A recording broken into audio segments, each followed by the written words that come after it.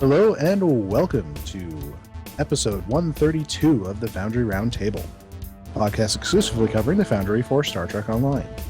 Except for tonight, because the Foundry is down. Yes, we are in downtime. As I, your host, Drogon1701, can tell you now, because I got a confirmation on Twitter from Zeronius Rex, it is a downtime to do an auto republish, although she said they hope to have it be a little bit quicker process than some of the previous ones. Time will tell, of course.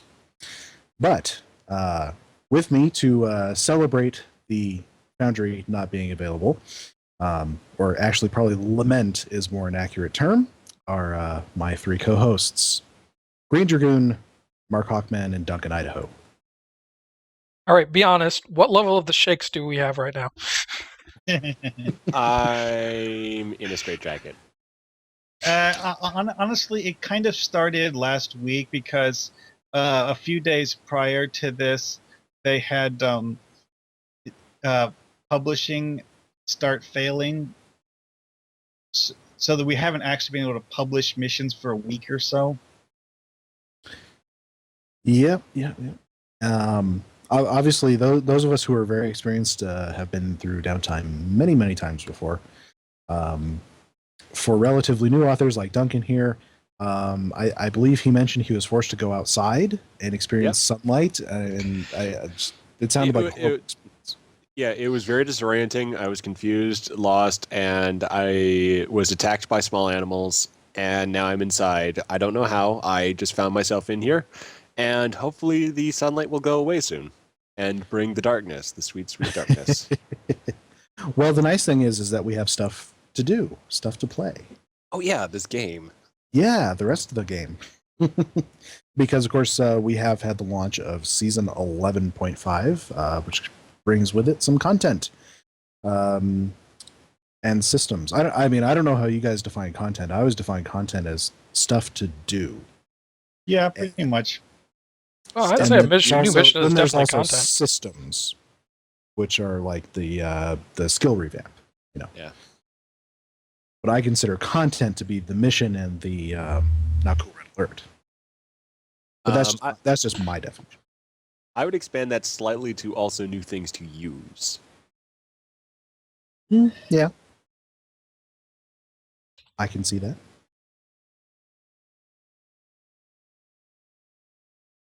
Anyway, what we thought we'd do tonight, since there is no Foundry, of course, is take a look at this new content. So, obviously, the big thing we got with this particular season, or half season, is the skill revamp.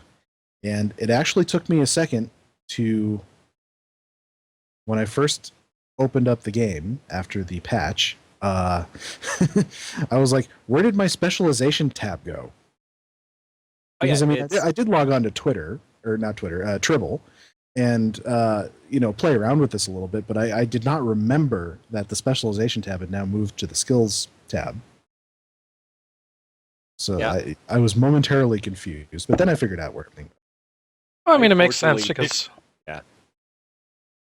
now it's an extension of the skill system. Yeah, because they're all very similar now. But yeah, we were talking extensively before the show about all of the skills and the respecking that we've been doing. I just, on this particular character that we're going to run the content with, I just did the skills right now between when I got home from work a half hour ago and now. So I think we all did. I really have almost no idea if I made a good build. But I'm sure I'll get better as it goes on because I have like 46 characters. Eventually, by like 47, you'll finally be a little more confident. Yes. Because I've actually gone through and I did my respecking yesterday, and I've already gone through all my free respec tokens. And it's one of those things where it's like, I think I'm confident now, but I'm probably going to end up having to buy more in the future. But that's just, it doesn't necessarily feel like I've done anything wrong. It's just like, you know what? I think I could do that a little bit better. I think I could do that a little bit better. And it's a process of iteration, and there's a surprising amount of depth and choice here. And so far, I haven't found that there has been too many wrong options. It's just like, you know what? It's not doing it's not optimized exactly the way I want it. So, yeah, I'm so sure far, like I a week very or much so like from it. now we'll hear about all of the skills that are like absolute must-haves and all of the ones that are like just not worth taking. Yeah. Well, At least if you're from a what I've DPSer. heard, if I mean, if you want DPS, obviously you're going to stuff tactical as high as it'll go. But for general utility, just put like 1 point into everything, pretty much, because the skill that boosts exotic damage now gives you resistance to things. So even if you don't use exotic damage, you still use the skill. So, I mean, we've only been living with this for a couple of days, other than it being on triple for many months. But given that, what is your guys' impression of this skill revamp so far? Do you think it's an improvement or not? Or? Yeah, I think it's an Yes. improvement. It's good. I mean, obviously things are still shaking out, but I mean, I think this is easier to understand than the points, the big Yeah. long, Yeah. like the ton of Yeah, I'd boxes, agree with you there. Especially since the old system, it gives you like, okay, you now have plus 99 in this skill, except that you have no idea what that actually does. So one of the things I really like that the system got rid of was the fact that speccing into those Admiralty skills was like so expensive. And so this doesn't penalize you for wanting to go into like the higher end, the higher tier skills. Yeah, and they've rebalanced some things. So what used to be at the top there for tactical, the critical severity stuff, that's been moved down. So the top tier stuff is all the really some of the really interesting stuff. So like the hanger bay Carry your pet improvements. skills. Yeah. Actually, as far as I know, those also apply to all Teammates. combat pets. Yeah, sub-in vessels too, so I think those will also affect the Delta reinforcements and the Nimbus reinforcements. I'm kind of wondering if it also affects bioneural torpedoes, because those are really more of a combat pet than a weapon, but I don't know. And by extension, also the boarding craft. Or even the high yield plasma torpedoes. Those are technically pets.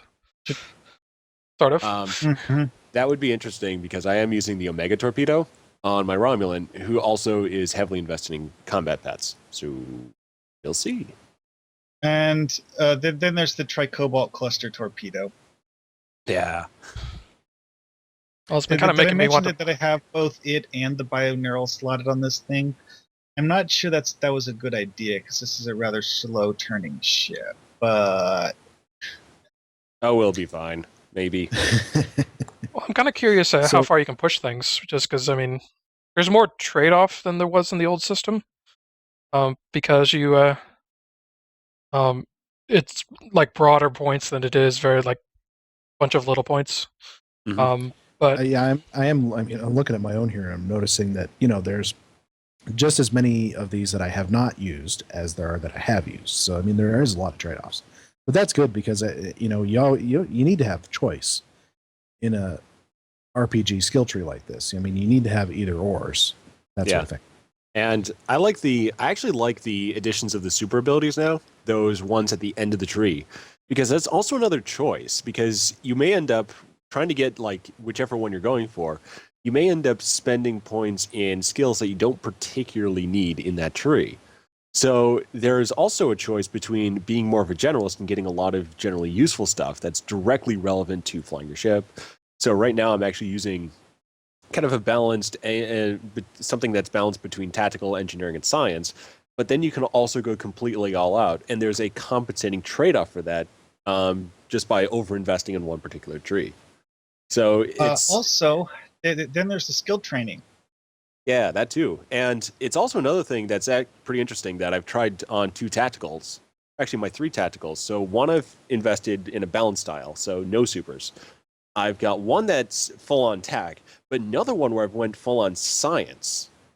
And that actually feels a lot different now than it was before the skill tree revamp, because I'd built it like a science character, but now just because I have that ultimate ability, it does feel quite a bit different. So it feels like there's a lot more there's more discernible variability between these different builds.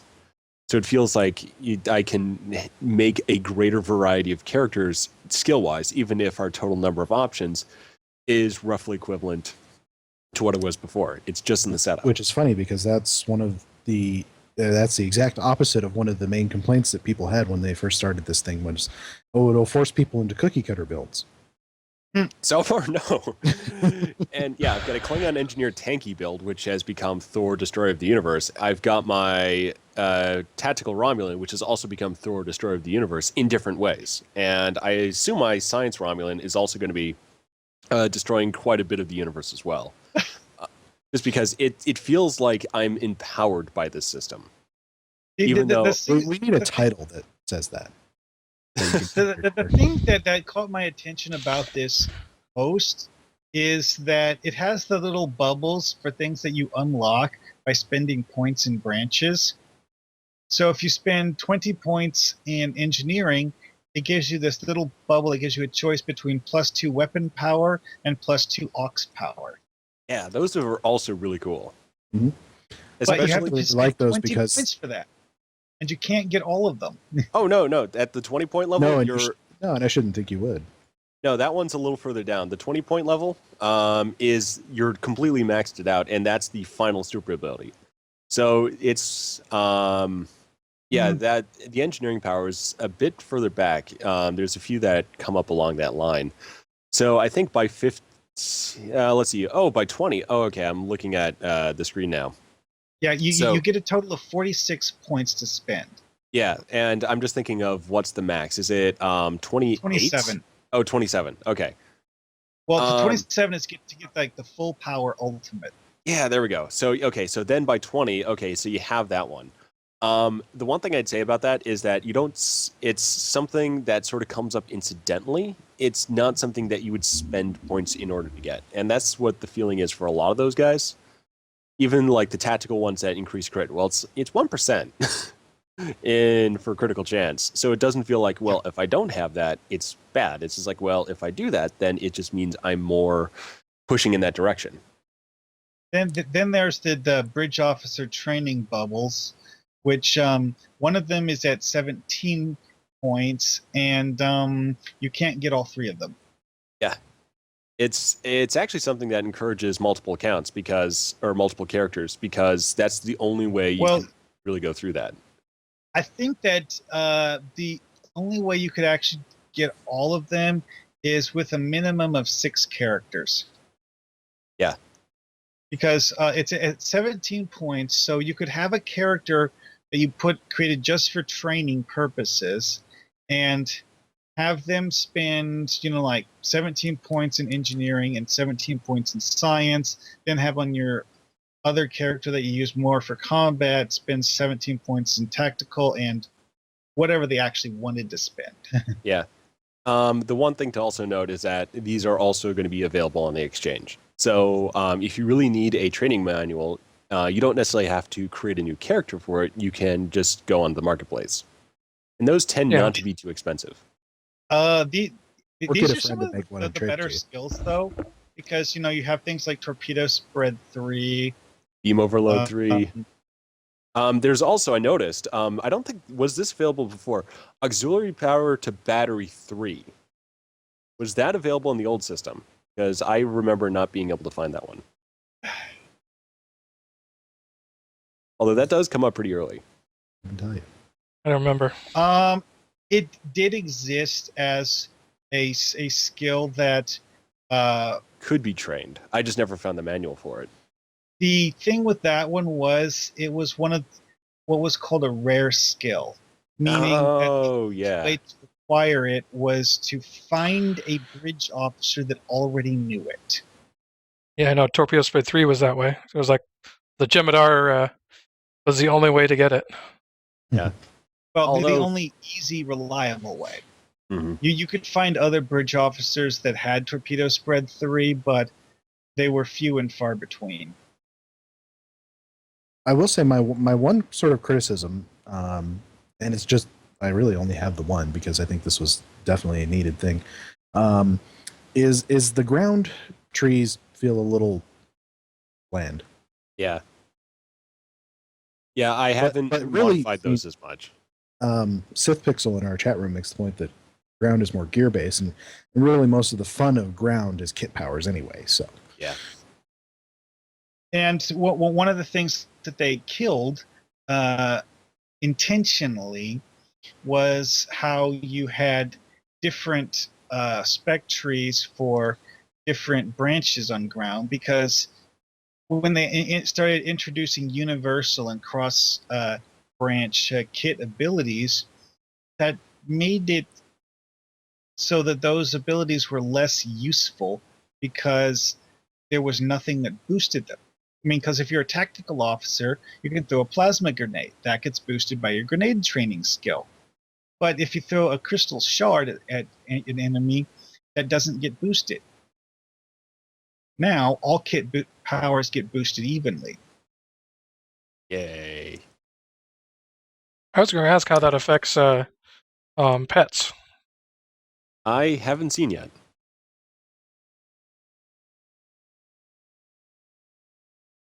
One Yeah, thing I don't that came up in the discussion on the forum with Borticus regarding the way that this affects bridge officers is that for bridge officers, they have their own versions of these abilities that don't work the way the players do. Is that bridge officers basically get +1 point in all of the skills for each of your player character levels. So if you're level 60, all of your bridge officers have +60 to all of the ground skills. So they're pretty good at everything. Of course, the AI doesn't really understand any of that, so it's mostly like a compensation for stupidity. But hey, Yeah.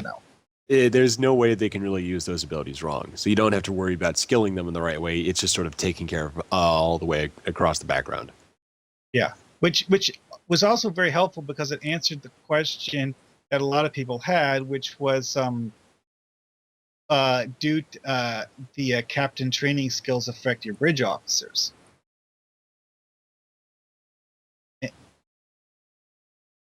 Yeah, well. And the answer is they don't, is what you're saying. Yep. Okay. That's good, because I didn't know that. So let's see, moving on from the skill revamp, we also have a new specialization,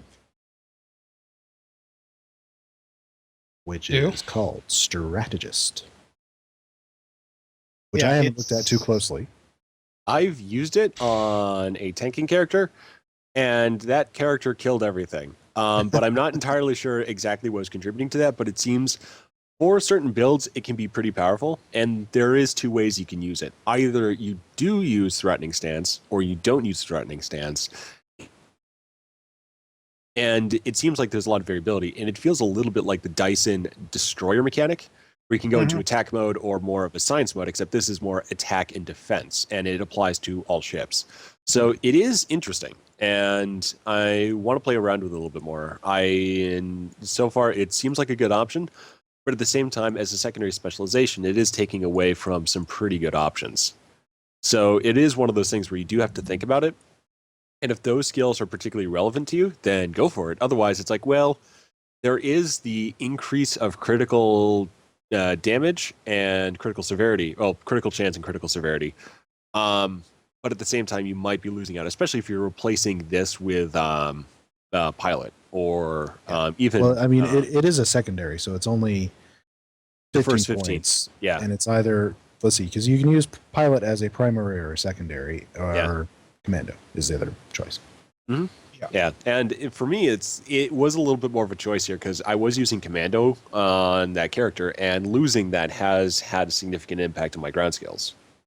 Yeah, if you have a high skill level in Commando, that will make you pretty deadly on ground combat. Yeah, there's a lot of good abilities there, and in addition, a base damage buff. So it is one of the things where, fortunately, it is the Knight system where it's useful, but it's not overpowering. So it feels like I don't have to have this on all my characters. And then it has cool things like Wrecking Ball. I'm going to knock you down now. Also, run whenever you double tap to roll, you lay a mine, which is pretty fun. But it also does have some generally useful. But this one does have that nice shield capacity buff, so it is very much a tanky style build, sort of in the get go. But then it has additional applications. Well, as much as I know everybody loves to. Go ahead. But as much as I know everybody loves to go for DPS, I'm sure there's more than a few people out there who would appreciate a little of extra tankiness on their squishy escorts. Like me. And actually, I was almost wondering if this is sort of signaling that they want to try and move a little bit more towards the traditional MMO Trinity. Yeah, and I think there have been some hints on like what ships they've come out with recently, like the engineering science character for the carrier for the Feds, where they want to get into a little bit less traditional, heavy maximum firepower. Plus, we've had quite a number of science ships recently. Yeah. And not an escort, like just a standard escort, since I think the pilot ships were the last one. Either that was the escort carriers. I'm not quite sure. Well, unless you count the Nakul Raider. Oh, I'm just thinking about like the standard C-Store releases, because Sure. by the time they go through all the lockboxes, you've tended to go through most of the major ship types in a relatively short period. Yeah, generally. Well, they did the Defiant after the pilot ships. Oh, T6 that's Defiant. right. That was the last one. So let's see what else we got. We got a new Admiralty campaign, Romulan Republic themed. Yep, it has supposed to have predominantly more crafting material rewards than the other two. Yeah, it's saw that. Some better there, and honestly, the rest of it's pretty similar. Yeah. And then It does have pretty much the tech same. upgrades. Yeah, it's got some. Oh yeah, tech upgrades when you get to tier 10. Yeah. So the Klingon Empire one was one I've been sort of cycling through to get the dilithium bonuses. I haven't needed to do the Fed too much because it's just there for the skill points. And then it seems this one's specialized. That gives you a good chunk of EC. Oh yeah, that too. They're leveling that up. Yeah, and the Romulan one, it does seem like it is specialized if you need to do more of the upgrading crafting. Well, as what seems to be kind of unofficial crafter for the fleet, I appreciate this. So we do tend to use you as our crafter because you actually have the 360-degree beam off. Oh, I've actually got all of them. Oh, At least up to 15. Yeah, I can craft anything. My torpedo is a 20. I may have to make you a have you make me a Aegis shield. Oh, okay. Yeah, I've got the Aegis stuff, and I do have shields up to 15. My policy is, if you want something made, just mail me the materials. And I mentioned this because of the one of the last things we're going to talk about here before we actually go play something. The ship visual slot that we have, where for deflector, impulse, and shields, you can actually slot something where you don't get the stats from that. You just get the visuals, in addition to the stats of whatever you have actually equipped on your ship. And it overrides whatever visual would be associated with what you're actually using. Yes. So you can wear a Dyson shield, but have the Aegis shield in your shield slot for visuals, and just have the visuals of that. Which is an insane notion because Aegis is better, but hey, whatever. Depends on the ship. Talk to me. Well, I suppose that's a possibility. My oldest character's been using it for a very, very long time, and I like it. well, I've been wanting to put the Aegis visuals on a Iconian ship that I've been hanging on to. I get all the question for you guys real quick. Sure. Do the Aegis set, does it have different colors if you're Klingon or Romulan?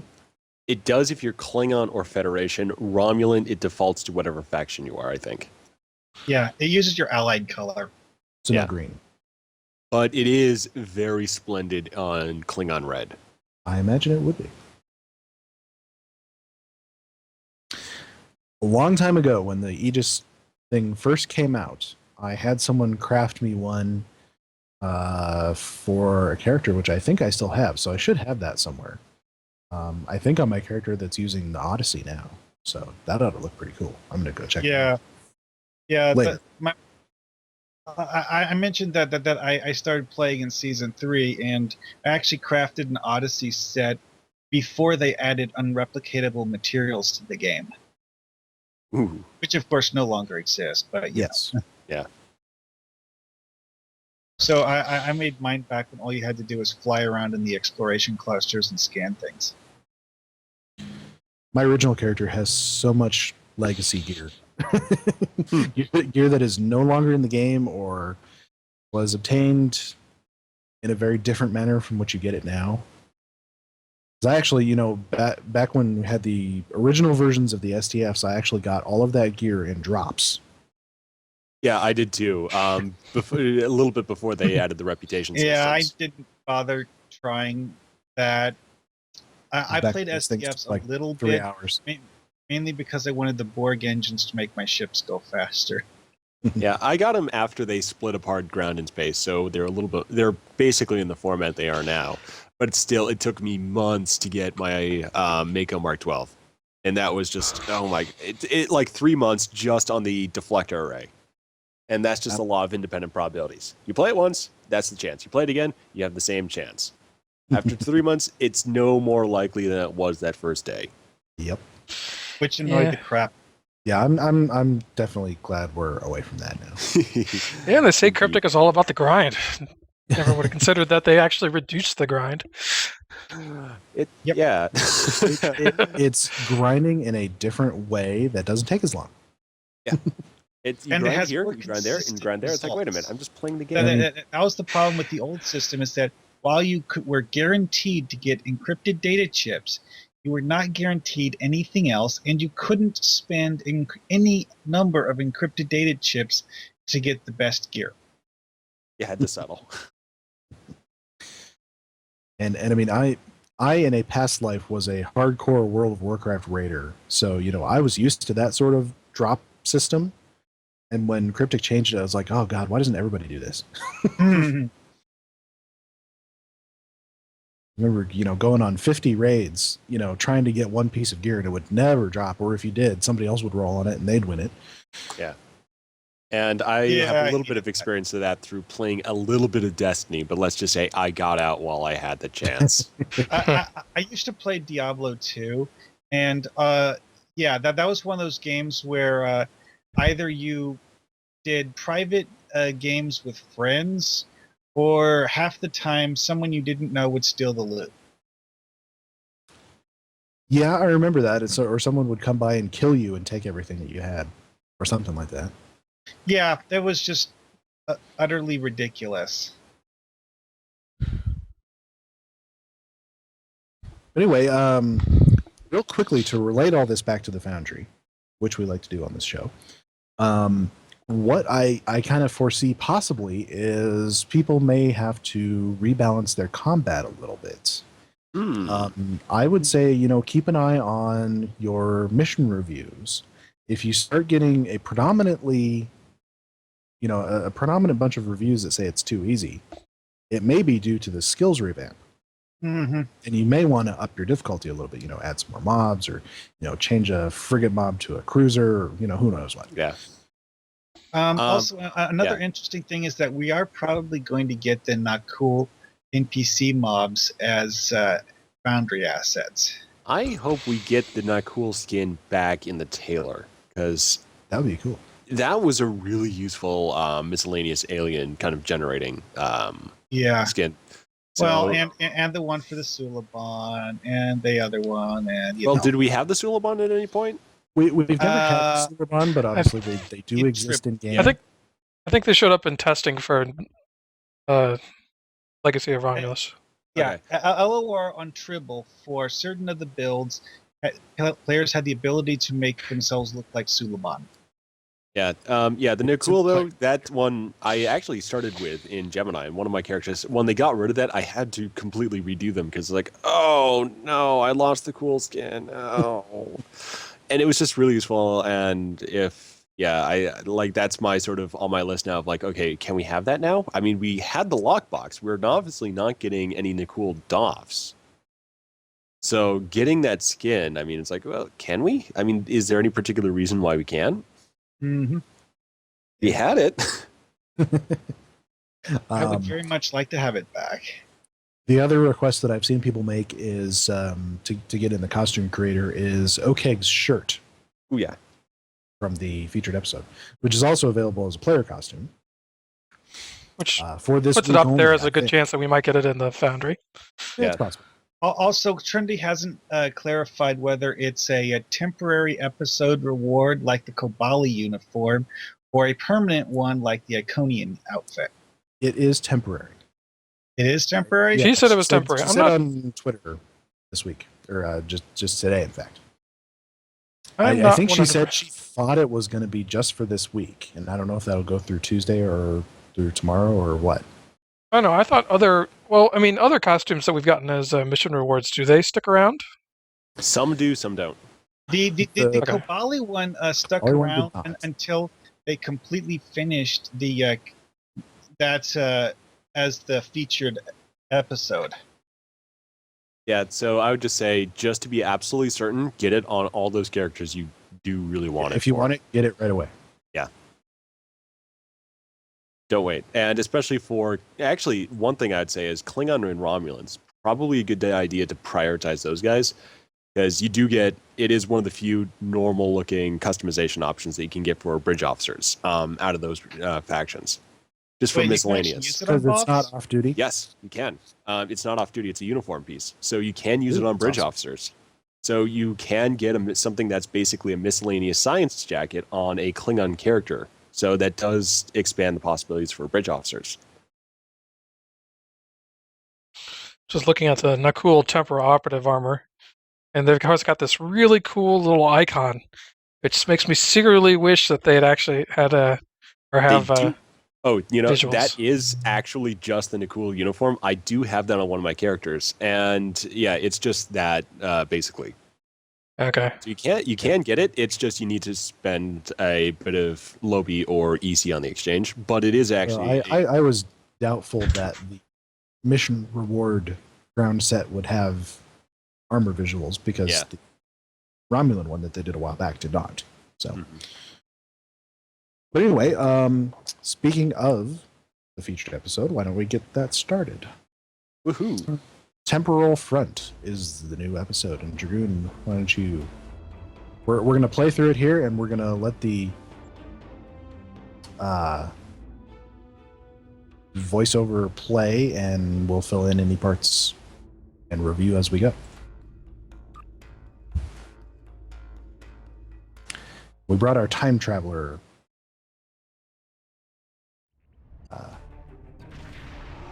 characters with us. Mine is a half Klingon, half Bajoran temporal agent from the future. I've got standard human temporal integrity commission officer, plus another bridge officer from the same.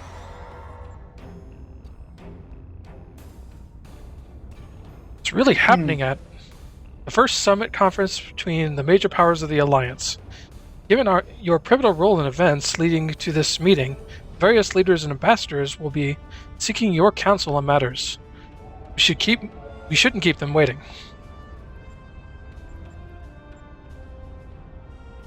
All in good time. The diplomats and politicians can wait a few more moments. Pivotal role, eh? I did my duty as an officer, nothing more. We're time travelers. We got all the time in the world. This is no time to talk about time. Greetings. It's an honor to finally meet you. Welcome to New Romulus. and the first Alliance You know, I Summit. think the weirdest part The about opening the ceremonies will Tellarite begin person is the way soon. her lips Until move. then, please wait here in the assembly hall. Yeah, the Not moving at all on mine. I've got a little skinning bit is a of bit. movement. Well, It is a very weird head model. The way it looks on mine, the center of her lip moves down, but only the center part. So her lip forms this V shape every time it's open. Yeah, a little bit of that going on. Yeah, I think it's just the Tellarite head model. It is very different from anything else, and No, It it's makes- just perfectly simulating what the old prosthetics used to do for the actors. yeah. So obviously we're at this temporal conference here, and we're going to talk to all of our cool Federation diplomats. I assume if you play this on a Klingon and Romulan, you get to talk to all of your faction guys, right? Yeah. All right, who shall we talk to first? Ran. Well, here we are. It's still a little hard John. to believe, isn't it? Damn it. Peace in our time, or so they say in all the media reports. Regardless of the outcome today, the crew of the Enterprise stands ready. Yeah, stand ready. You guys don't do anything. I do all the hard work. Well, he tries. I gotta say, did he ever escape patrols in Taudeo? Possibly not. No. The Enterprise is still This there. He just summit took a shall be shuttle. of historical importance, to be certain. Ambassador Sugihara and President Okeg have a monumental task ahead of them, however. There is a 34.8% chance of a major diplomatic incident occurring during the summit. One that could lead to its complete collapse. As a biostatistician, I have to say that 34.8% is pulled out of her butt. Well, Admiral- she's Admiral a Pes- She can only say what the writers tell her. Spock did that I mean, Spock's the person who started that trope, so They are just messing with us. What can I say, Tanae? You are always the pessimist. Good to see you. Quite a sight to see this summit. I can't help but wonder what the role of Starfleet will be once it's complete. Will we return to a role of discovery, or remain on guard, phasers at the ready?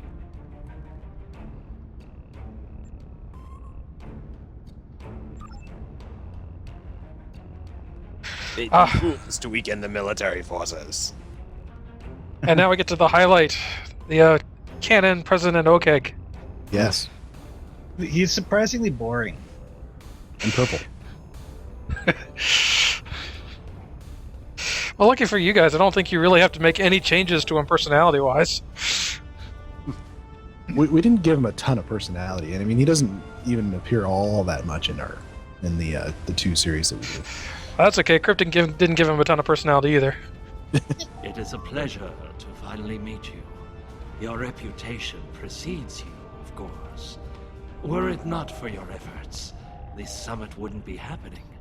Allow me to thank you for that, on behalf of the United Federation of Planets. We've quite the journey ahead of us, but we'll begin today by taking that important first step. You know, his lips move the same way that the Tellarite person's did, but on him it looks better because he has such an alien mouth shape to start with.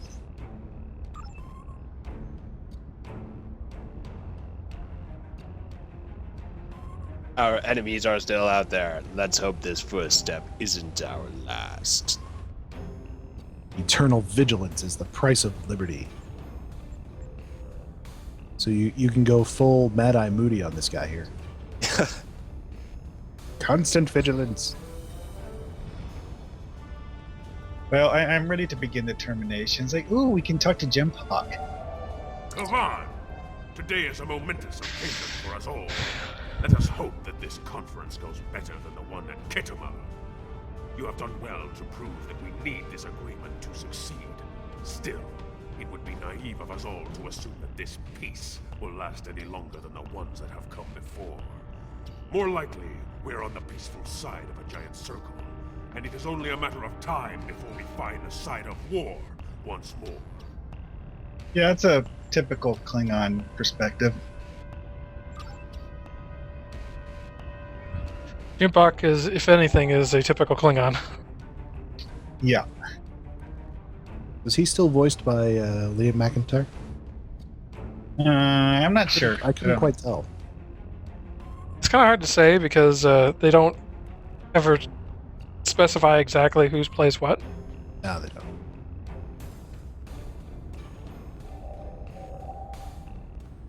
Sooner than we'd like, I'll wager. Yeah, I kind of wonder if the KDF players would talk to Corin, Sitas, and Kagran, I believe so. but we don't. I have not played this on a Klingon. Well, there's an option. Are witnesses to history. There's an optional after If you only talk to my everybody that you can esteemed talk to the mentor, other people. Ambassador Spock lived to see this day. When reflecting upon this summit, I am reminded of an ancient Terran saying he once taught me. They shall beat their swords into plowshares. Many here today would see that come to pass for us, I think. Yep, it's the time. And yet, despite the withdrawal of the Iconians, we have many enemies throughout the void. Many worlds must be rebuilt to survive. It seems we have great need of both swords and plowshares. A strong alliance can secure both of them for us all. By the way, whatever happened to that Obisek guy? He's standing right next to you. Oh, is he? Yeah, I think so. Yeah. Commander Obisek. Wow, I would. Admiral right there. Carrick is here. I choose- Obsec is wearing this shiny green cape with a gray streak down the middle that I wish I had, but we don't. And Commander Cole. I choose a new option here. We will be strong with plow in Borat voice. And wait, Romulans have 5 people instead of 4 like the others. Huh. Well, it is their world. Yeah. Finding a balanced The approach, opening baby. ceremonies are about to begin. Ambassador Sugihara will be making an announcement shortly.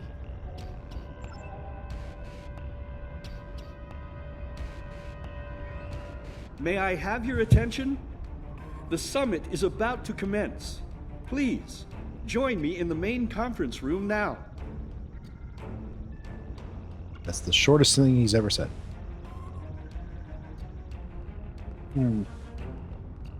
So glad you could make it.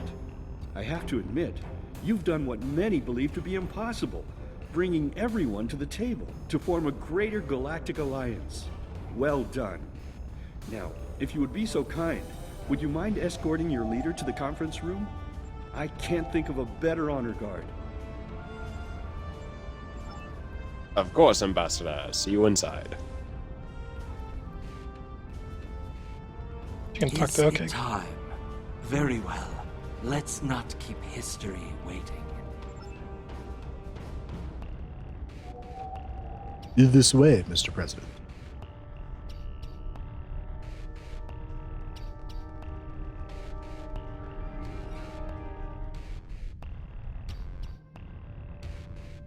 I have to say this is a good use of a map that is a great map, but I never visit. Yeah. I think they did tinker with it a little bit. This conference this- table is, I think, made for this mission because it didn't have the fancy conference room chairs from Next Gen. That And rotate. the other shoe Hello, is about to drop. delegates. Honored guests. You mean the conference isn't going to go perfectly well and we'll solve lots of intergalactic problems through reasonable discourse? Yes, because that always happens in Stowe. Yeah. Especially when there are Klingons involved. Especially when Klingon chancellors become the red shirts of the mission. Chancellor! That Romulan poisoned his They don't wife. have a long This lifespan is once they're elected to Romulan that. treachery. Or assume it. such thing. And just randomly accusing the person sitting next to you. I was gonna say, I mean, why did he point specifically at her? Well, it was a Yeah, it was a why did Romulan he facility. point the bartender.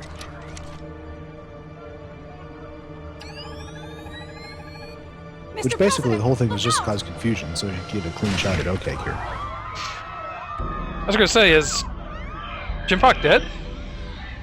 Oh, that wasn't Jim Pak. That was miscellaneous Klingon chancellor.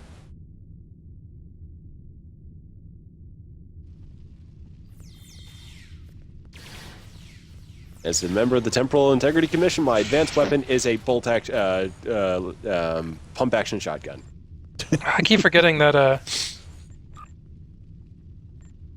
the update messed with all my skills. Yeah, I had to tell it to do auto fire again.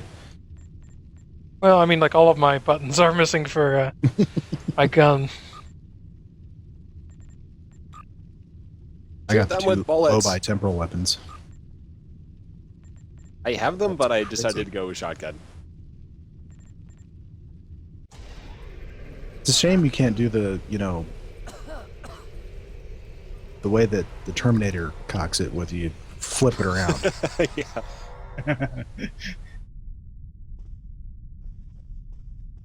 What's that white sparkly visual effect?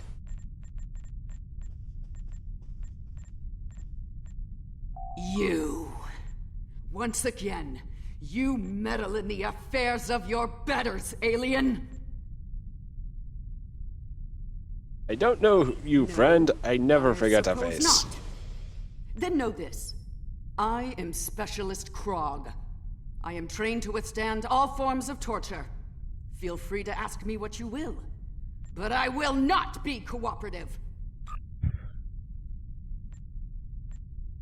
That remains to be seen, Specialist. What time period are you from?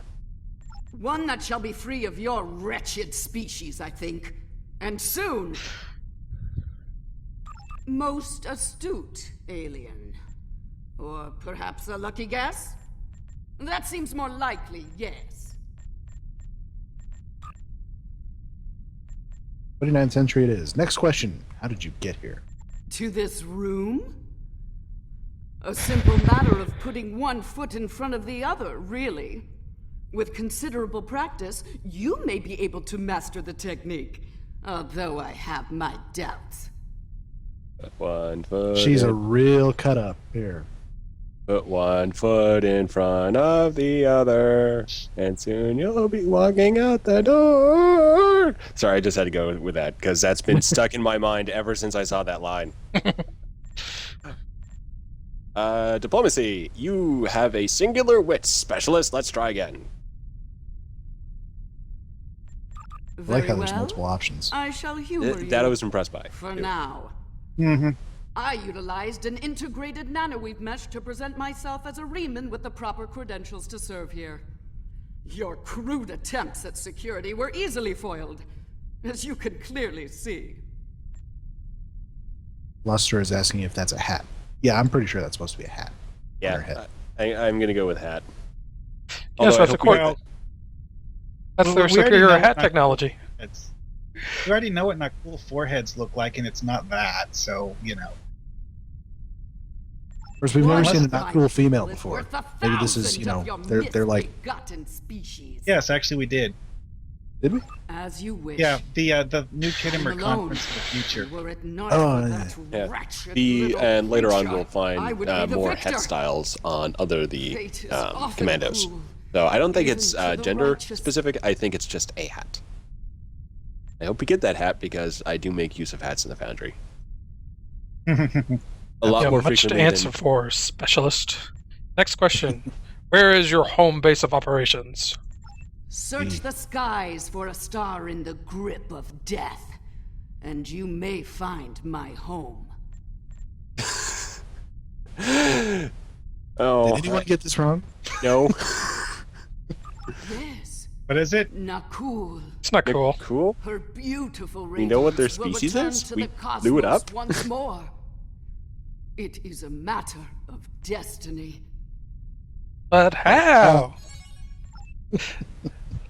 I can open pad. I love this. She says, I will not respond to any form of torture, but you get everything from a review. Just ask. Like, yeah, okay, we won't torture you then. We will, you know. We'll just talk to you, and you'll tell us everything. You've given away everything. I know where the poison is. Oops.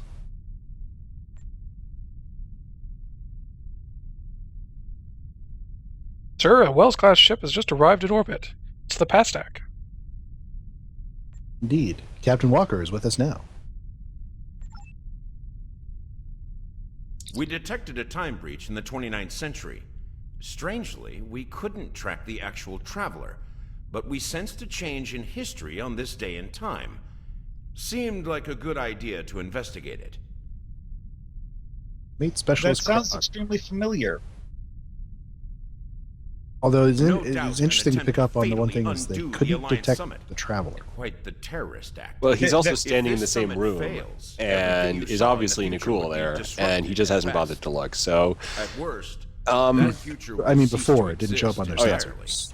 entirely. Well, what this reminds me of is Vosk, because in Star Trek Enterprise they mentioned that Vosk had developed a time travel technology that allowed you to basically, go through time without people being able to track the time distortion you made. I did not remember that. I believe Daniels referred to it as a stealth time travel device. Sounds like a trip to the future is in order, Captain. Go to the future?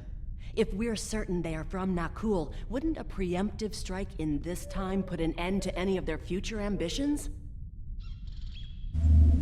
disrupting the the Nak- cool now would be disastrous, probably. That's correct. The safest course of action is to stop the incursion at its point of origin, the 29th century Nakul system. Time is of the essence. We'll need to leave soon. May I suggest turning over your prisoner to Commander Jarak before we depart?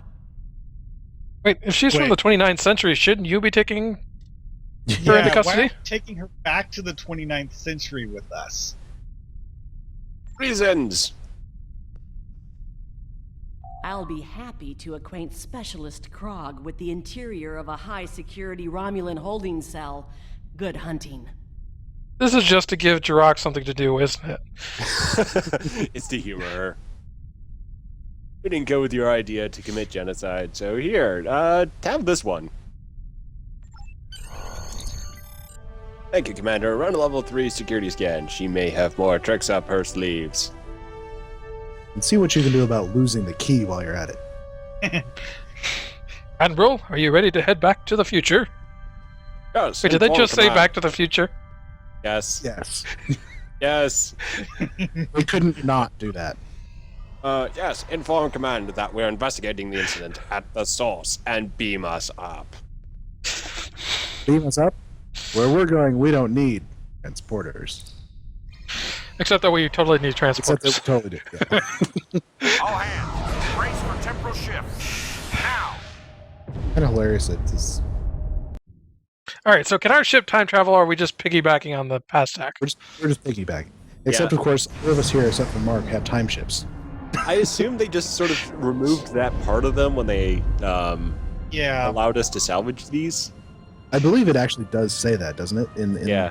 Yeah. low-buy flavor text stuff. Yeah, as I say, my Also, it's hilarious the size of the distortion that my ship makes.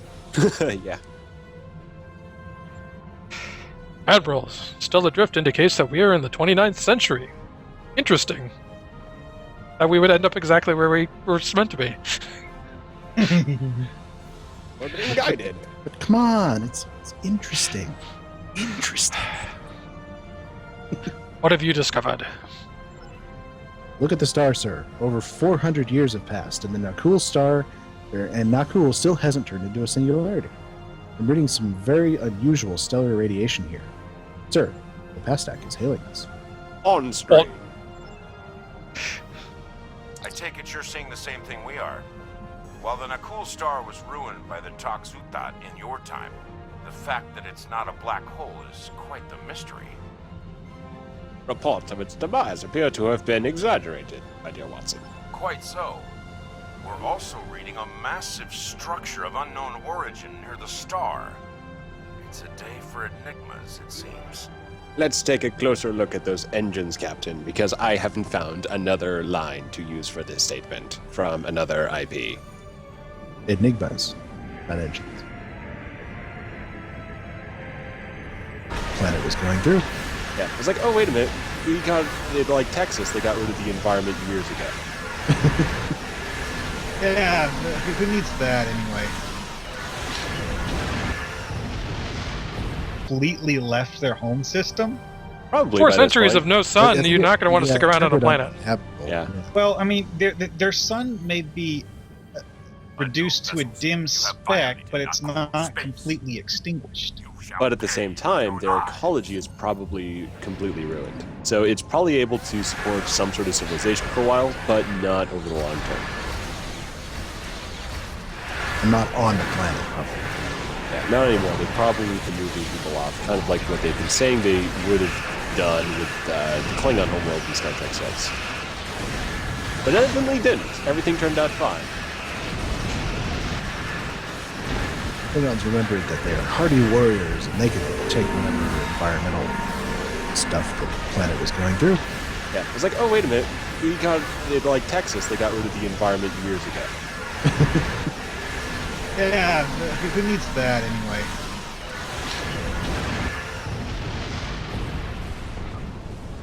Also, I noticed that the orb of darkness from the fifth element is also behind the station. I assume. That's the Nakul sun. I choose to believe it's also the orb of darkness from the fifth element. Well, that would explain the visions of skulls that I keep getting.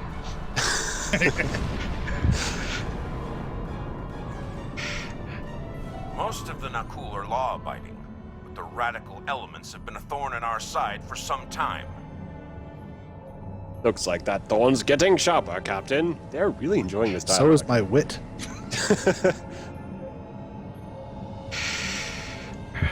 Dragon, in no way am I jealous of the fact that your time ship is bigger than mine.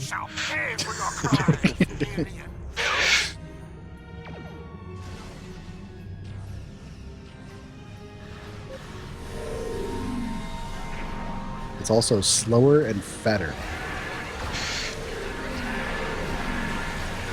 Mine's also exploding a little bit faster. I don't know if to take We part. actually have all 3 versions of the Federation-style time chip, I believe, here. Yep, I've got the Mobius. You got the Wells, and I have the Paradox. And I have a lobster that doesn't seem to be taking any damage whatsoever.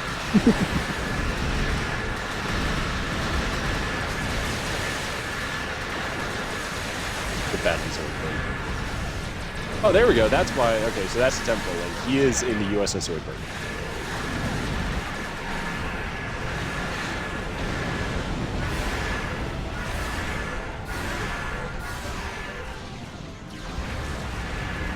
Fortunately, we will not dissect it in this Temporal Link version.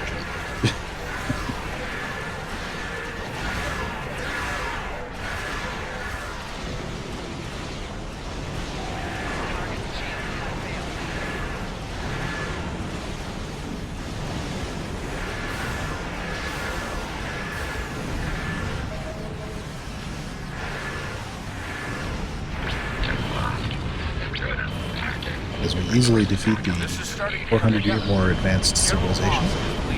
Well, we are all in time ships from this time. Yeah. It now makes sense.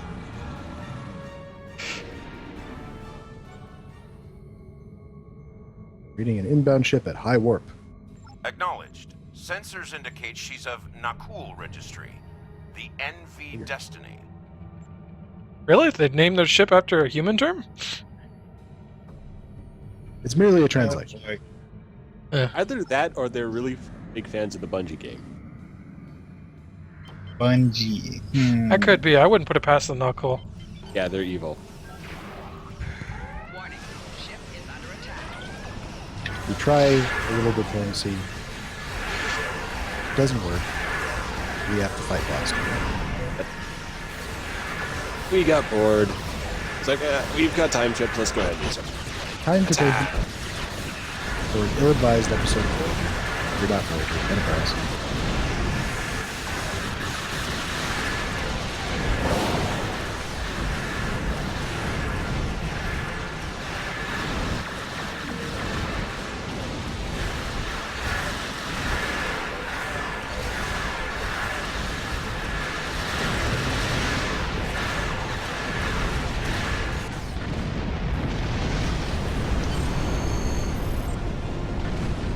My calls seem to be paper tigers.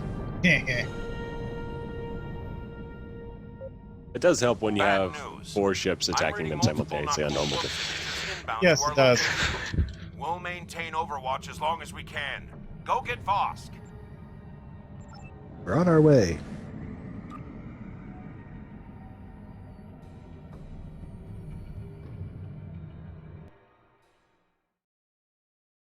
Decided to bring in Trix this time because he is slightly better equipped, and this actually tends to be a hard fight. It does. Okay, it's not just me that was having a hard time with it for some. I thought maybe I just had done a bad time. The first time I played it on a level 10 character. I thought that was maybe what was making it hard. I played on it with actually my defensive-oriented Klingon engineer, and it was still pretty hard. I'm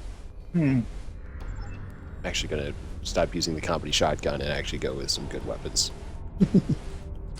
There we We're go. able to beam you just outside Vosk Bridge. Be careful, sir.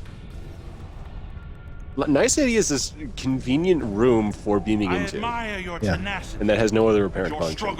It's the beaming in room. Soon the Nakul will stand first. It's like the accusing parlor. Your kind will be but a memory. The machine that goes ping. By the glory of Nakul. Not if we have anything to say about it. General. Ah, Dark Throne. Isn't that what everyone needs? If you're gonna have a throne, might as well make it a dark one.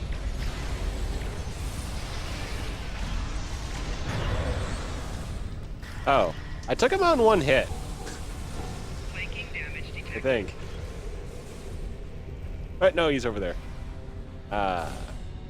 Now be honest. If you won the lottery and you were building your own house, you'd make yourself a Dark Throne, wouldn't you? Yes, and I'd actually probably make this exact room. I do have to say, I love this bridge. It's awesome. General Vosk, the portal is ready. Annoyingly, I have not won a cool ship. Temporal shunt. But I want this For Nakul.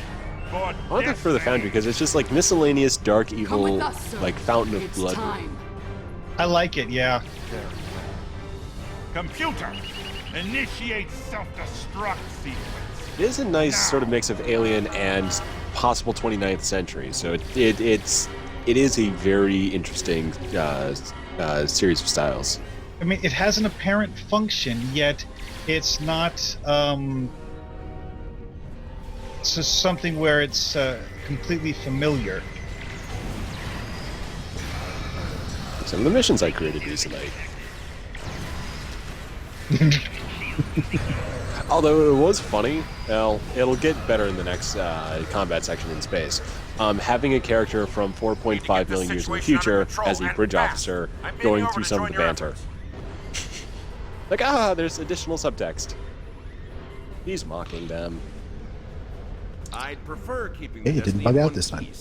Yes. For temporal tech alone is It well Trix worth was saving. good. He didn't kill anyone. Cover me while I try to shut down the self-destruct sequence. Be prepared. The Nakul won't go down easy. Understood, Captain. We'll give you the time you need. And this is where the guy from the future utterly fails. Incoming enemies! Hold the line! Yeah, every single console is like, I don't really know what I'm doing.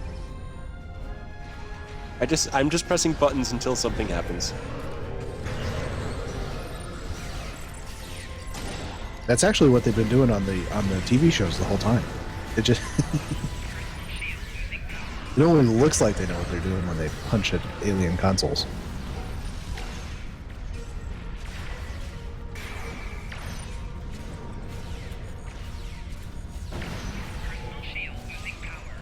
Toxic effect, no! Where are the distortions? There's one.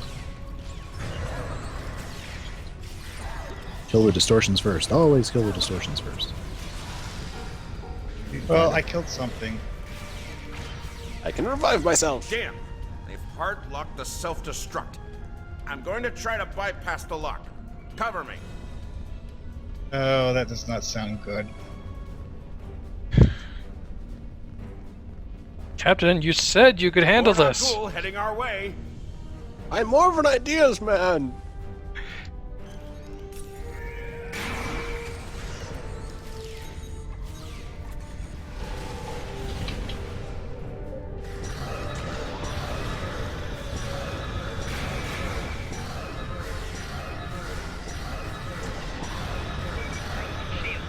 security. Looks like they've learned a trick or two from the Borg. Let's download what data we can and leave. Wait, the not cool are using Borg-inspired technology? It's 29 years in the 29th century. 400 years in the future. Multiple Nakul life signs detected. The Borg have actually just set up a shop, kind of like iTunes. Like, we don't want to assimilate everyone, we just want to sell them electronics. Well, unfortunately, this all started when the Borg decided to outsource.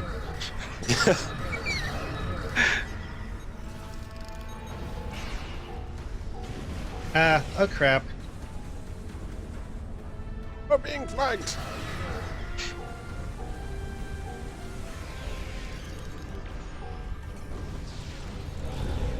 There's too many of them. Devils I say that started line using a in full any data combat scene. purge.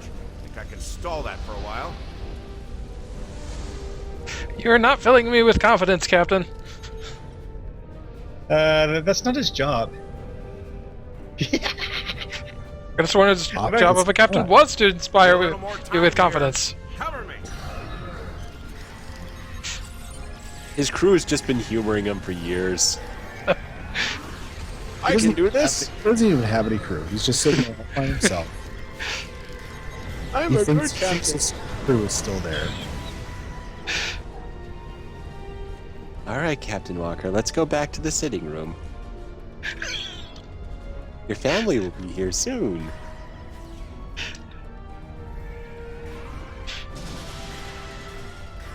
Poor guy suffers from temporal dementia.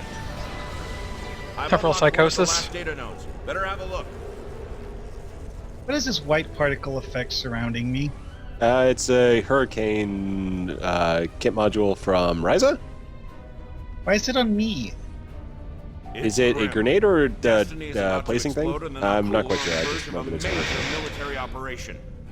I'll return to Pasta. Call for Oh, reinforcements. I Hold activated the line. cryotronic module. I managed to bypass the security protocols on the main console.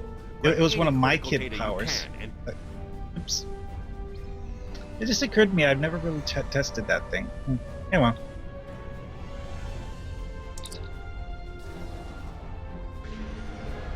Honored General, our researchers have compiled a list of significant systems for your review.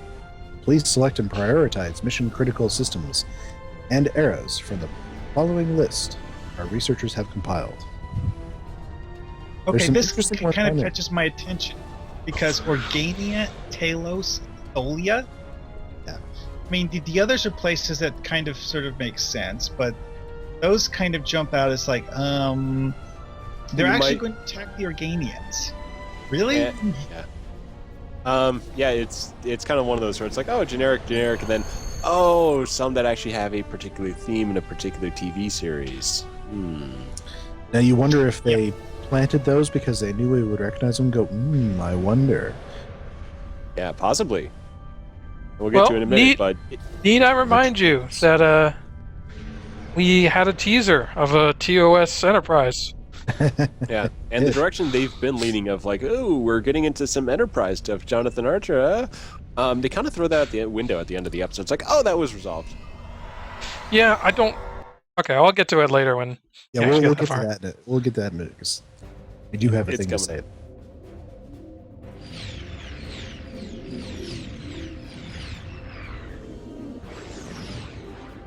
I have to say this mission has excellent cutscenes. Yes. And this really, more than anything else, reminded me of Babylon 5. Yeah, the giant space station that creates a portal, and then this armada of ships flies into the portal. Yes. Yeah. That really does look like one of the hyperspace gates. Yeah, it does. It does. I'm totally cool with that. Admiral, boss ships is still set to self-destruct. We should exit explosion range before it blows. Oh, take us to a safe distance. I'm gonna sit right next to it.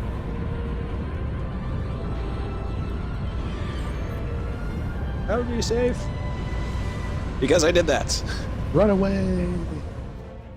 It doesn't have any larger explosion radius than normal ships, does it? I don't think it actually damages it at all.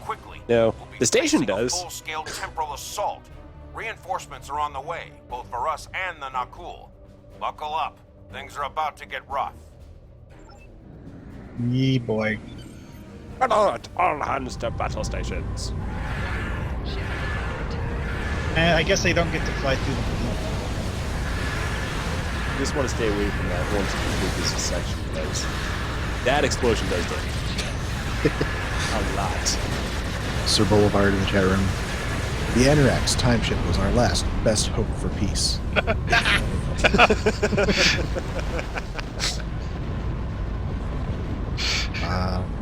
Good old title narration. I'm picking up many more Nakul ships inbound. Holding them back will be challenging. This situation is escalating. We must destroy their temporal facility before the USS. Stand ready. Yeah, I have no idea what he was saying, but things are shooting at me. We have to stop the Nakul, basically. Two bad guys. Actually, this is where we shoot three stations. Gotta go do that. There's the distortion.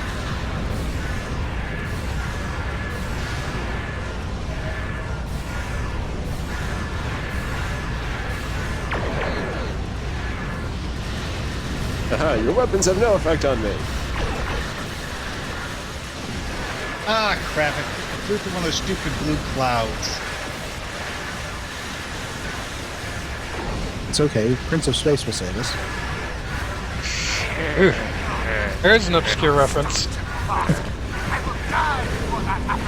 I'm glad someone got it.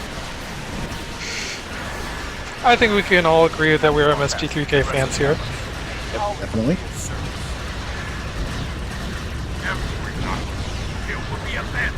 And I do yeah, have that cloud effect that they make, that is particularly nasty. We lost Ginger!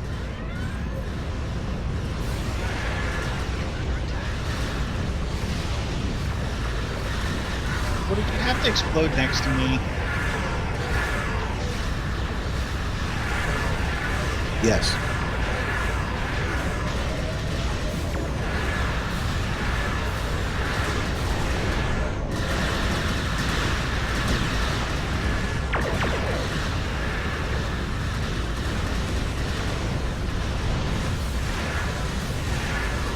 Really? These things have point defense consoles? Okay. Yeah, those have basically become the most powerful enemy NPC ability in the game. Like with the Mirror Universe peoples.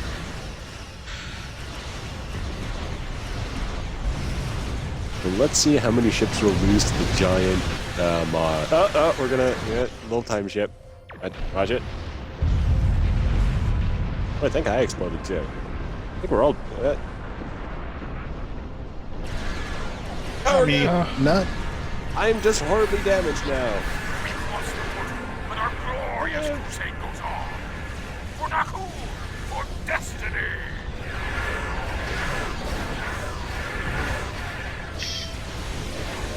The one thing I'll also add about the new strategic specialization, even if you don't plan on using it, the trait is pretty useful that you get for unlocking 15 points. It gives brace for impact to damage buff, which is just, it's generally useful. Especially on engineers who are using that quite a bit to resist damage, but maybe need a little bit more boost in the attacking department. Well, that could have gone better. Still, with that data you downloaded and a little luck, we might be able to find the Nakul vessels that made it through the portal. Hopefully before they can do any serious damage to the time stream. Oh, Have faith, Captain. We'll stop them. Your confidence is reassuring. Let's get you back to... Wait.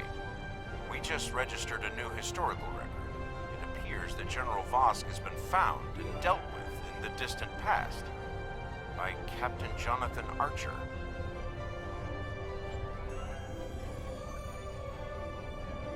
I refuse to hit that button. I will not say he's one of Starfleet's finest. One of Starfleet's I'm kidding, of course. One of Starfleet's people that they employ. That's one down, more to follow.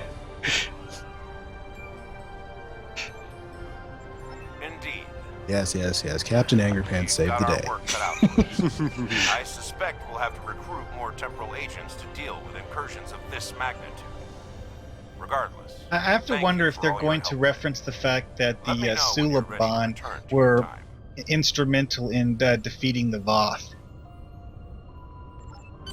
Are you ready to return to the 25th century?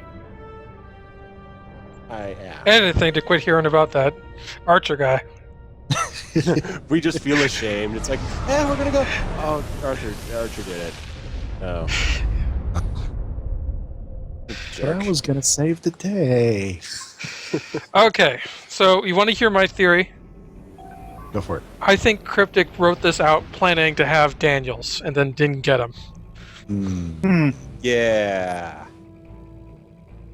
Didn't one of the story blogs mention Daniels even? Yeah, he got mentioned. A couple times, I think.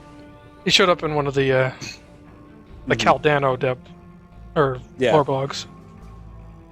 Yeah, it would for this mission in particular. If Daniels showed up instead of Captain Walker, then yeah, that totally makes sense. Because I mean, could you imagine a scene where the timeline is changing and we are literally trying to get Daniels back in time to go after Vosk before the changes catch up with us, or something like that. Yeah. I mean, in Enterprise, it's like Daniels just barely gets back in time, so you could have had all sorts of fun with that. Well, at one point in Enterprise, Daniels actually dies. He comes back in time to warn them of something and give them the tools they need to deal with Vosk, but he actually dies in the process. Oh, dies. Yeah. Well, I mean, he comes back when the timeline resets. He gets better. That's not even the first time he died. Came up with a very creative way to kill Daniels in that episode. He was affected with an unstable temporal shift, so some of the cells in his body had regressed to an infant state, and some of them had become really, really old simultaneously. Anyway, so I mean, that's kind of my theory, is that they had to readjust the story to have Walker in it instead of Daniels. Yeah. Definite possibility. And which, of course, means that he couldn't do... My thought about this whole series so far of episodes, what's it being called? Future Proof. It's kind of like Cryptic is making a series of connective tissue, connecting all of these little temporal things and time travel stories. You know, we're seeing the other side of it. We're seeing the other side of the Tox Utat, the other side of that story that Picard found on Risa. We're seeing the other side of the the Caldano story, because in Enterprise we just see, a charred corpse in a ship that shouldn't exist in that time. We see the other side of it. Yeah, fried Dan. It's like they're taking all of these things that you only saw from the side of our heroes, and we're seeing the other side of it now. Yeah. So, which means throughout the entire series of Star Trek, we've been the annoying temporal bastard who has not been taking care of things properly. So I guess the entire series is just a monument to our failures. Okay, so here's first I want to say I don't hate the Future Proof episodes. I mean, they're okay episodes. But I kind of feel like they're structured like somebody wrote out a bunch of plot points on a whiteboard, but they were never developed down to the granular level really well. Mm-hmm.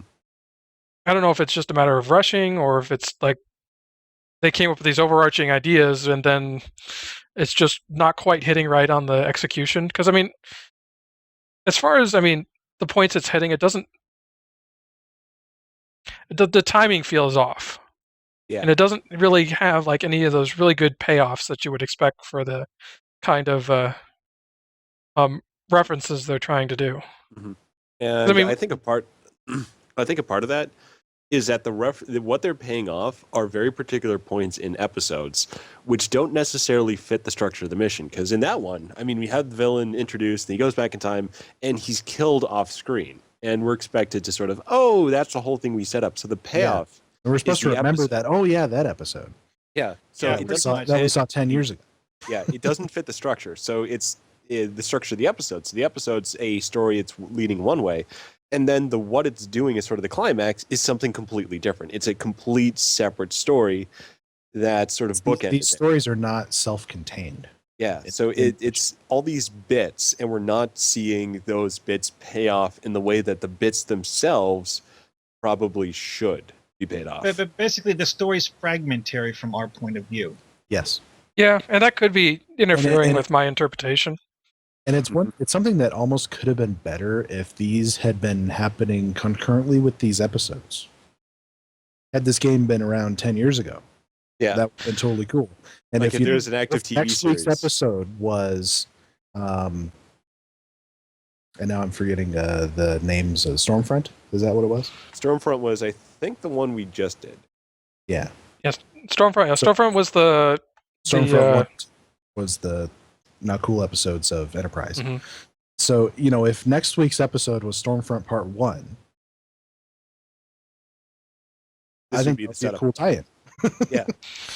But whereas All right. that was 10 years ago. So something I've noticed is that we have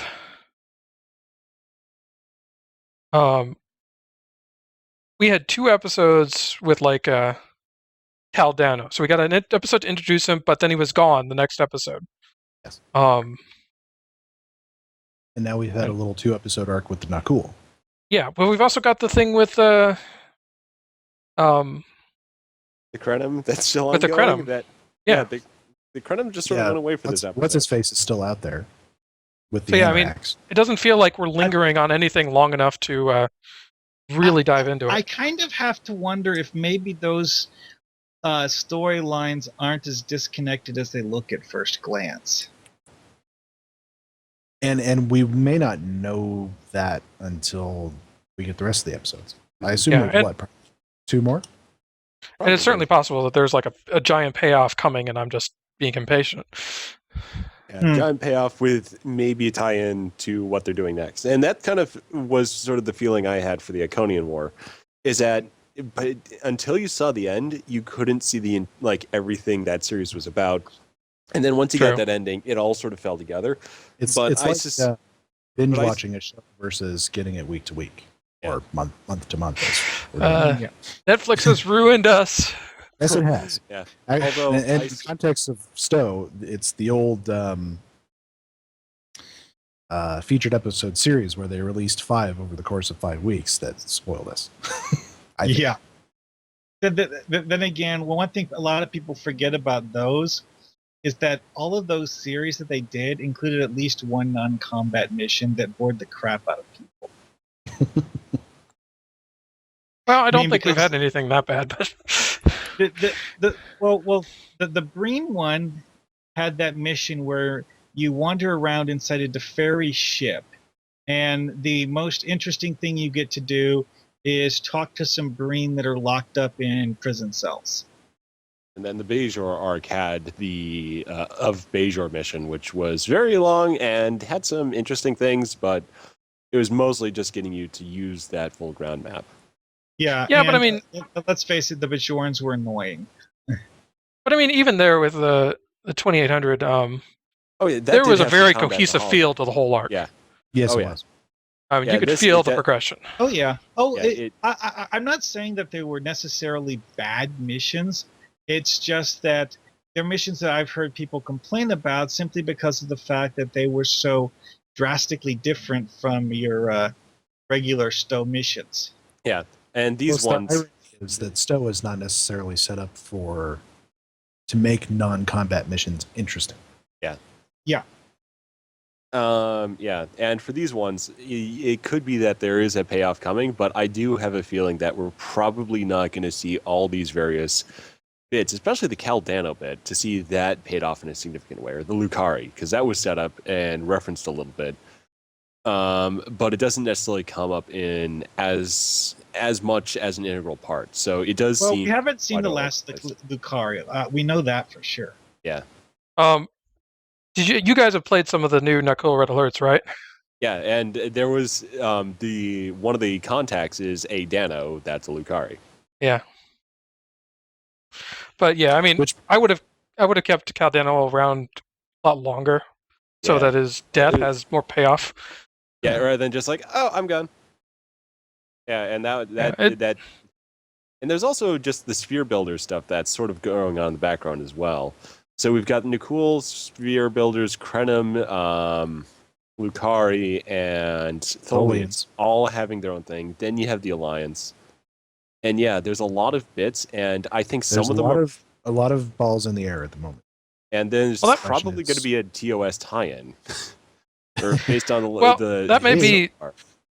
that may be what they're doing, is that they're rushing to establish all of these factions in the Temporal Cold War, and it's just we're kind of suffering through the all of the exposition of it all, so to speak. Very early stages. This is TNG season 1. Yeah, is what we got going right now. Yeah. All right, so maybe not quite. I see. So this is the 4th episode in the Future Proof series. Had 8 episodes. Obviously, Delta Quadrant had quite a few more, but that was an expansion. Yeah, season. So, Solanae had fewer, and you know it's funny because I was actually just replaying some of the Solanae missions, the Dyson Sphere missions, and actually remembering how good those were. Those are all my favorite episodes. Very good missions. Yeah. Mm-hmm. They had nice setting, and then I was doing Step Between the Stars and Sphere of Influence. I was doing Sphere of Influence because I wanted that little anti-proton set. I love that mission. Oh, that was Worf? Yeah, and it's just the map. It's a little bit of combat, but it's a lot of exploration, a lot of great presentation, and some really cool stuff. And yeah, that actually might be my favorite mission of the entire game. But that arc, even though it's relatively short, it does have those really memorable missions in them. Yeah, well, I mean, a lot of the Solanae Sphere is in the battle zone. Yeah, and the running around there. I mean, the big reveal of the Solanae Sphere is put out in the reputation system, not in the missions. Yeah. Another amusing thing with the Solanae Sphere is the lore console. Oh yeah, the all the stuff you can get with the Voth and the servitor talk, sort of reflecting on the disappearance of their gods and the fall of the sphere. Another fun thing is the reveal that Alol worms are actually something that was bioengineered in the Solanae Sphere. Yep. Those turn out to be something very much like some of the stuff in the Larry Niven universe. They are our equivalent of sunflowers. Well, anyway, one final thing for the night. Why don't we play one of those not cool red alerts? Okay. Duncan, you might want to be in our instance. Oh, okay. I didn't realize I wasn't. Here we go. Transferring now. And Zarantine, I guess. Transwarp to the red alert. If I join the queue, it'll take you all with me, right? I probably do not know. Let's find out. A member of your team has prevented you from joining. Oh, because I haven't joined the queue yet. I was just transferring maps. Only the team leader can join. So I'm in the same map now. Let's see. Hang on. Yeah. Because I'm right next to Is there a level requirement on this? 50? I don't think so. I think just as team leader now, it should work. No, it still says a member of your team has prevented you from joining. Huh.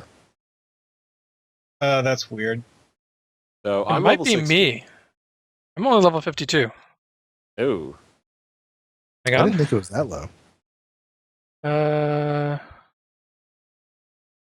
It could track with the episode unlocks. So by 52, you're still supposed to be in the Delta Quadrant. All right, possibly. I'm going to swap characters.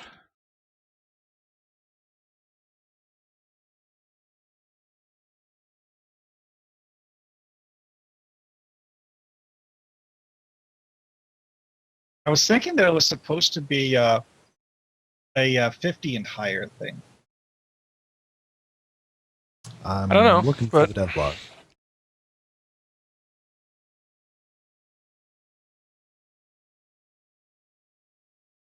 Cool, red alert.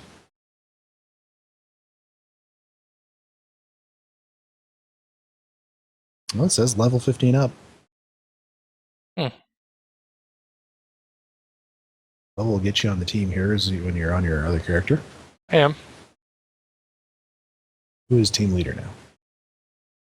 I made you Drogon. I made you team leader.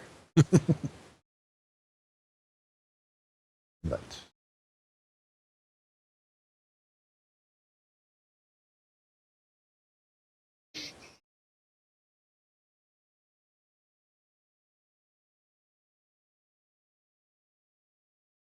Oh yeah, by the way, did you guys notice my ship name? Yeah, yes, let's see. I actually I HKL. thought about what I named my ship this time. You're going to have to explain it to me. HKL. One of the things that you encounter with the Terminators in the TV shows is that they tend to have a very well, it's a very boring but also very cryptic naming convention. One of the things that you actually saw in the TV show was a form of aircraft called a hunter-killer aerial. All right, Drogon, you're going to have to join. HKL, which stands for Hunter-Killer Lobster. Yeah. All right, we're queued now. Game starting. 3, 2, 1. Countdown. 0. And then it takes 10 more minutes for us to actually load in. Speak for yourself. Right in there. Our cool raiders from the future are attacking merchant vessels in this sector. As of now, our quick reaction force is on convoy escort duty. Yay!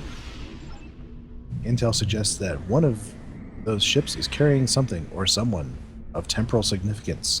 Command is counting on us to keep them safe. Continue. Got lazy. This is more or less what the Enterprise does all the time.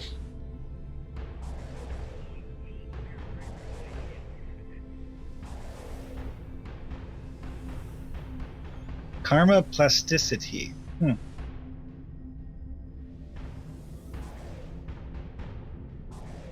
3, 2, 1, go! Commander Jacob Trask of the Beowulf.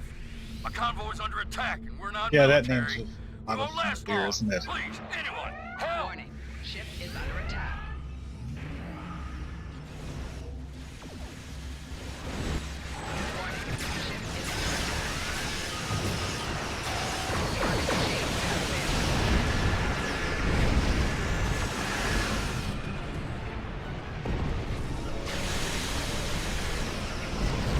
We want to thank Mr. Firestar of the Star Armada for joining us on a podcast that he does not realize he's part of.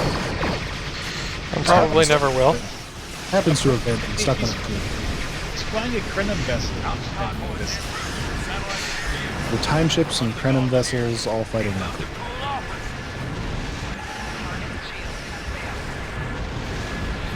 And Mr. Regular Starfleet over there. Yeah.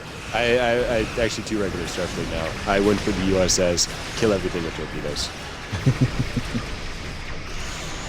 Oh, be glad this is actually my most powerful character. This is probably my second most powerful now, after the Romulan, who is now Emperor of the Universe, apparently, because of critical damage. This one is actually a fairly new level 60. It does not have a good space set. Mark 12 greens. One thing I've actually picked up, I tend to always pick up from the Dyson Sphere series, is the Solano set. Space that you get from Step Between the Stars, or Step Between Stars. Yeah, I was considering doing that just because, obviously that doesn't cost you anything other than time to play those missions. Yeah. And you're running a science character? I am. And it is a good set for science. It might be worth it. Yeah, it's particle generator.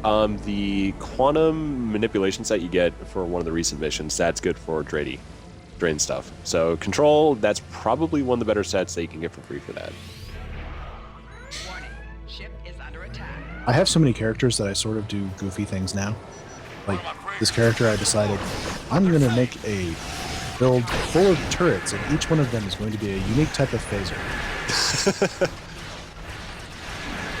I have like Fleet Elite, I have biomolecular phasers, I have agony phasers. You realize that means you can have a 360-degree cannon rapid fire. Sort of. It still points a 45-degree cone at your target.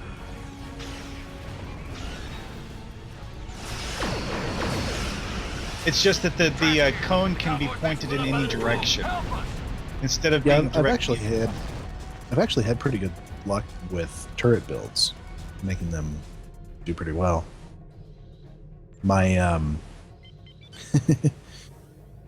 my Jaffa crew running the the APU cruiser. Yeah, it's actually a turret build. Yeah, that's a good one for it. And I actually routinely get first place in Crystalline Entity with that turret build. It's corrosive plasma is what I used. I've got that on my... Because it was orange. It's not like a good way to imitate a Hawk's weaponry, that's for sure. Mm-hmm. Yeah, I need something orange. It's either that or some phaser.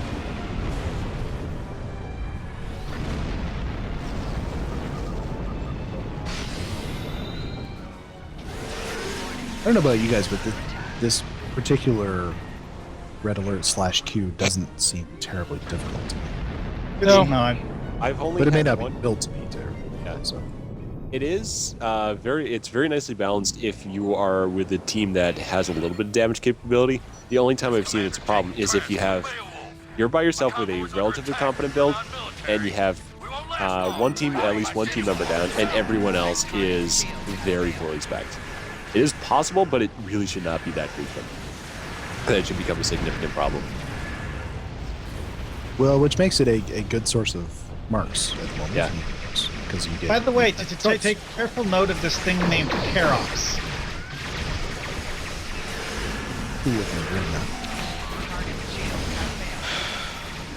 So what do you guys think of the new cool ships? I really like them, yeah. I'm annoyed because I haven't won one of them, despite opening many boxes. Yeah, I've done my usual 10 and I didn't get anything. Yeah, I did my 10 to get the Plasma Blade, which I really like. I definitely will be getting that eventually. Thank you for your very timely assistance. The raiders made no demand. And we're done. They deep scanned each of our ships and then just And there was much rejoicing. I don't know what to make. What marks do I even need on this Glad character? they're gone. I don't think I need What? I'm just picking them up for dilithium. Sure, Miss Dano. Just be sure to tell your great-great-great-great-great-great-grandfather to not get himself killed. Let's see here. The kind of marks that I have the least of is Undine marks, and I have 449 of those. I just decided to go with Fleet. Can't go wrong with Fleet. Yeah. Actually, I think I'll get some more Undine marks because I'm using the shield from Undine Rep, but not the other stuffs.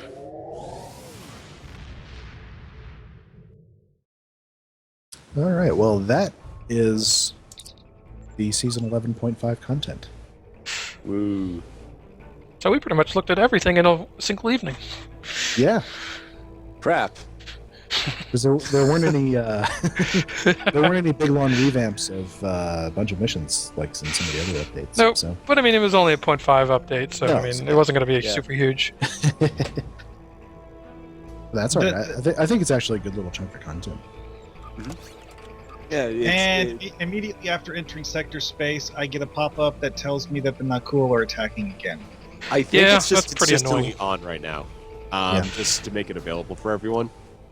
So you don't have to do any searching for it. I wouldn't be surprised, though, if later on they dial down the frequency just to make it more of an alert. I wouldn't be surprised either. Actually, well, one thing I've noticed is that it's not actually always on. It looks that way because there are something like 20 different locations. So there's really 20 or 30 different versions of the red alert. And that one or two of them will be going at once. Yeah, they do. They did a really nice job on the backdrops for them all, and I haven't noticed any significant performance issues on my side, at least. Like some of the no horrible bloom effect part 2. Yeah. Well, that's good news for everybody's frame rates. Well, I have to say, in the Borg alerts, when the horrible bloom effect issue was actually, an issue, my computer, when I had that problem, would actually almost stop rendering the game and just completely pause. Well, in any case, next week, we hope the Foundry will be up, of course. We always hope that. Zero said she could not give me an ETA. I told her I would be suspicious if she did. What have you done with the real Zero? And obviously, 2 to 3 weeks is usually what it takes. Generally, 3 weeks has been the average.